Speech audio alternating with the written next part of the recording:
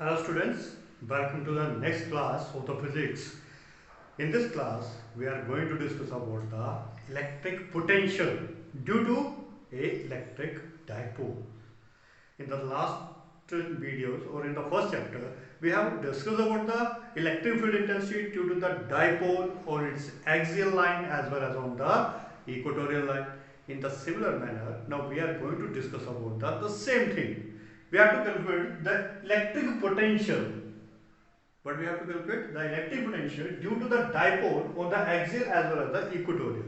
So instead of doing these two different articles, we are solving this article with the one only. ठीक है? So इसके लिए हम क्या करते हैं, ना तो हम एक्सियल लाइन लेंगे ना तो हम इक्वेटोरियल लाइन कंसीडर करेंगे. So we will consider a point P at a certain distance of r, at a distance of r from where? From the center of the dipole. From where? From the center of the dipole. So this distance from the center will be taken as L, and next distance will also be taken as the obviously the dipole length will be taken as the 2L. ठीक है? Obviously हमने ये चीजें already करके रखी हुई हैं. Is that clear? तो हमें क्या करना है, एक P पॉइंट ऑब्जर्व कर लिया हमने from point O which is at a angle of theta. कितने एंगल पर है ये? थीटा एंगल पर है. क्लियर बात? किसके एक्सिस के? From the this line joining of this two negative and positive charges. Theta angle पर ये ऑब्जर्वेशन पॉइंट हमने कंसीडर कर लिया. Now we have to calculate the potential due to the positive charge. क्या calculate करना है? Potential due to the positive charge. So we know the potential due to the single point charge becomes out to be K into Q upon R square. No sorry, R square is so simple R. ये होता है. तो सबसे पहले हमें potential calculate करना है भाई, किसकी वजह से? नेगेटिव चार्ज की वजह से कर लेते हैं. ठीक है? So potential due to the negative charge is taken as to be V1 मान लेते हैं हम इसको. ठीक है? तो V1 की वैल्यू कितनी बन जाएगी हमारे पास? दैट इज कितनी आएगी? K. और चार्ज कौन सा है? नेगेटिव चार्ज है. तो negative charge is taken to be with the negative sign. तो यहाँ पे हम सिंपल Q चार्ज ही मानते हैं. मान लो यहाँ पे Q है और ये प्लस Q है. ठीक है? तो यहाँ पे हम लेते हैं Q अपॉन R. भाई सेपरेशन तो हमारे पास है ही नहीं. इस नेगेटिव चार्ज से लेकर के इस P पॉइंट तक की डिस्टेंस, तो इसको मैंने मान लिया कितना? R1. और ये जो डिस्टेंस थी O पॉइंट से, that is taken to be R. ठीक है? तो भैया R1 तो हमारे पास था नहीं, तो इसको मैंने कितना मान लिया? इस पॉइंट से लेके इस पॉइंट तक P पॉइंट, और इनको हम नेम दे दिया A और इस पॉइंट को नाम दे दिया B, क्योंकि इसकी जरूरत पड़ेगी हमें. अपॉन, तो डिस्टेंस कितना आया हमारे पास यहाँ पे? R1 आया. Similarly the potential due to the positive charge is term to be V2 मान लेते हैं हम इसको. ठीक है? और इस पॉइंट और इस पॉजिटिव चार्ज के बीच की सेपरेशन को हम मान लेते हैं किसके बराबर है? R2 के इक्विवेलेंट है. तो according to this the formula will comes out to be कितना बन जाएगा? KQ upon R2. क्यों R2 लिया गया है यहाँ पे? एक नेगेटिव है एक पॉजिटिव है, क्योंकि potential depends upon the charges. ठीक है? अपने चार्ज के ऊपर डिपेंड करता है. It is either the negative potential, it is either the positive potential, क्योंकि ये क्या होती है? स्केलर क्वांटिटी होती है. Is that clear? तो ये आ गया हमारे पास दोनों की वजह से जो पोटेंशियल P पॉइंट के ऊपर क्रिएट हो रहा है, that is this one. Negative charge की वजह से ये हुआ, पॉजिटिव चार्ज की वजह से ये हुआ. हमें तो चाहिए भाई टोटल पोटेंशियल कितना बना इस पॉइंट के ऊपर, P पॉइंट के ऊपर टोटल पोटेंशियल. तो नेट पोटेंशियल जो लिखा जाएगा, net electric potential at P point पर नेट इलेक्ट्रिक पोटेंशियल कितना बनेगा? It is the sum of these two potential V1 plus of V2. The value of V1 is KQ with a negative sign upon R1 plus of KQ upon R2. So we can write it as net KQ common आ जा रहा है दोनों में, और इन sign को हम ऐसे लिखते हैं 1 upon R2 minus of 1 upon R1, because R1 is the negative, so that's why it is written after that this. ठीक है? तो भाई अब हमारे पास टास्क आता है, what is the value of the R1 and R2? क्या करना है हमने? We have to calculate now the value of the R1 and R2. What is the value of the R1 and R2? How we will find it? हम क्या करेंगे? यहाँ पे इस O पॉइंट से एक परपेंडिकुलर ड्रॉ करेंगे. सॉरी, लाइन को एक्सटेंड कर देंगे यहाँ पे up to this point, and a perpendicular drawn from this point A which meets at a particular point C. यहाँ पे हम C पॉइंट डाल देते हैं, that is the 90 degree angle. If this angle theta, तो इसके अपोजिटली एंगल जो होगा वो भी क्या होगा, थीटा ही तो होगा. ये भी एंगल कितना बनेगा, थीटा बनेगा. ठीक है, तो बस इसकी कैलकुलेशन से हम यहाँ पे फाइंड आउट करते हैं टू फाइंड व्हाट, यहाँ पे R1 फाइंड आउट करते हैं पहले. तो we can say that according to this calculations में यहाँ पे देखो P से लेके C तक और P से लेके A पॉइंट तक, these two lines are appearing to be a parallel.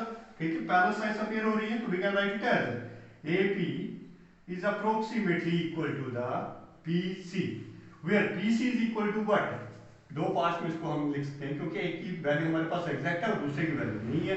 तो P से लेके O तक प्लस O से लेके C तक. तो AP को हमने किससे मेंशन किया था, AP हम हमारे पास मेंशन हो रहा है R1 से, तो R1 ही तो हमें निकालना है. तो R1 can be written as PO. PO की वैल्यू देखो कितनी है हमारे पास, R प्लस ऑफ OC की वैल्यू तो भाई हमारे पास है नहीं. तो इस OC की वैल्यू को कैलकुलेट करने के लिए हम क्या करेंगे, एक ट्राइंगल का यूज करते हैं. अच्छा, before that give that basic equation is the equation number 1, give that equation number 2. So we will use the triangle. Which triangle, यहाँ पे देखो ट्राइंगल बन रही है ACO. इस ट्राइंगल में क्या है, एक ही साइड हमारे पास गिवन है, with length half length of the dipole कितनी है, L की इक्विवेलेंट है. So by using this length we can calculate the OC. So OC की वैल्यू हमें निकालनी है, तो इस ट्रायंगल के अकॉर्डिंगली ट्रिग्नोमेट्रिक रेशियो का यूज करते हैं. तो OC को ऊपर रखा and given side is the AO given side है. तो by this triangle, so that will form the base and this is the perpendicular and this is the hypotenuse. तो भाई ये क्या बना रहा है, OC is forming the base and AO is forming the hypotenuse. तो base upon hypotenuse nothing but it is equal to the cos of theta. So according to this calculations, OC will comes out to be AO cos of theta. So OC is AO की value देखो यहाँ पे हमारे पास किसकी equivalent है, L. It comes out to be L cos theta. So put in equation 1, sorry not in equation 1, in equation 2. This value has to be substituted in equation 2. Substitute करते हैं इस equation 2 में. तो R1 देखो हमारे पास कितना बन जाएगा, R1 is equal to R plus of L cos of theta. ये निकाल दिया हमने R1. Similarly हमें दूसरी वैल्यू निकालनी है R2. R2 भी निकालना पड़ेगा. तो सेम मैनर में हम यहां से क्या करते हैं, परपेंडिकुलर ड्रॉ कर देते हैं which meets at point D. एक पॉइंट D मान लेते हैं हम यहाँ पे. तो now we can write that to find R2 निकालना है हमें. ठीक है, तो यहाँ पे देखो P से लेके B और P से लेके D, these two sides are approximately equal. So we can write it as PB sides is approximately equal to PD side. Equal आ रही है ना दोनों. ठीक है, सो whereas PD की वैल्यू कितनी होगी भाई, हमारे पास तो ये सारी की सारी वैल्यू है. PD की वैल्यू कितनी होगी, तो we can write it as PO minus of, हमें किसकी साइड निकालनी, PD. तो PD किसके बराबर होगा, PO को हम माइनस कर दिए किसमें, OD को माइनस कर दिया. तो बचा क्या, PD तो बचा, तो PD की वैल्यू इसके बराबर आ गई. So we can write it as PB को हमने रिप्रेजेंट किया किससे भाई, R2 से रिप्रेजेंट किया. Is that clear. ठीक है, सो will comes out to be PO देखो हमारे पास कितना बढ़ रहा है, P से लेके O तक, that is the distance is R minus of OD. अब हमारे पास टास्क मिलता है भाई OD की वैल्यू कैलकुलेट करो. तो OD की वैल्यू हमें यहाँ पे मिलेगी इस ट्राइंगल के थ्रू. तो we will use the triangle which one ODB triangle use करते हैं in the similar manner जैसे हमने यहाँ पे वैल्यू यूज की. तो OD की वैल्यू मुझे निकालनी, तो OD को मैंने ऊपर रखा, डिवाइड कर दिया with the given side is what, O2B.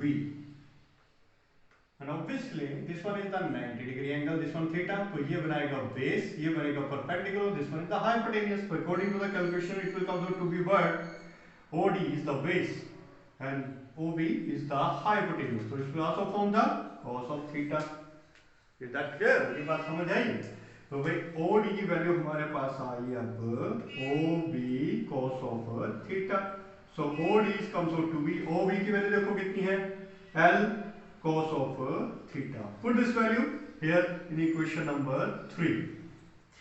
So the R2 will come out to be R minus of L cos of theta. So by using these triangles, we calculate R1 and R2. हम लोगों ने क्या किया, भाई R1 और R2 की value हम लोगों ने यहाँ पे कैलकुलेट कर ली. नाउ ये जो R1 हमने निकाला है दिस वन और R2 निकाला दिस वन, इन दोनों की वैल्यूज को उठाओ. जो एक जनरल इक्वेशन थी जब हमें पोटेंशियल कैलकुलेट करना था उसमें सब्स्टिट्यूट कर देते हैं. तो पोटेंशियल की वैल्यू कैलकुलेट करनी है भाई हमें. तो potential becomes out to be but क्या था, K into Q bracket start करो 1 अपॉन R2. R2 के लिए देखो कितनी निकाली हमने R minus of L cos of theta, is that minus R1 की वैल्यू यहाँ पे this one 1 upon R plus of L cos of theta. Close कर दिया. Now see here, K into Q LCM will come out to be what, R square minus of L square cos के theta. Why?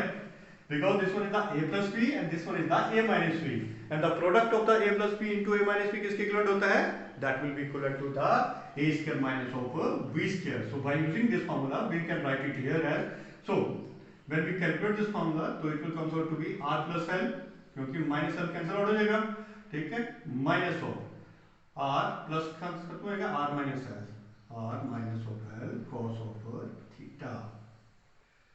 So the B will come out to be K into Q, here R plus of L cos of theta minus of R plus of L cos of theta whole divided by R square minus of L square cos square theta.